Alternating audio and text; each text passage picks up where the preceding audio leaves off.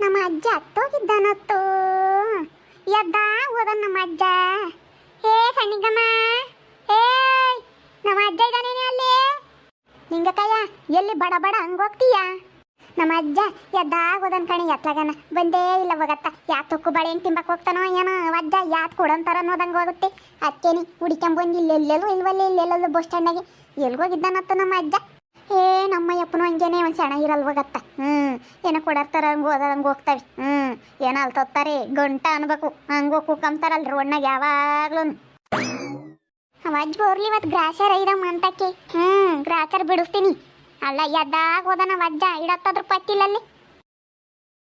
ಏ ಹಂಗೆ ಮತ್ತೆ ಗಂಡಸ್ರು ಆಗಿರೋದು ಸರಿಯಾಗಿ ಬಂದು ಕೈ ತೊಳ್ಕೊಂಡು ಕೂಕ ಬಿಡ್ತಾರೆ ಉಂಬಕ್ಕೆ.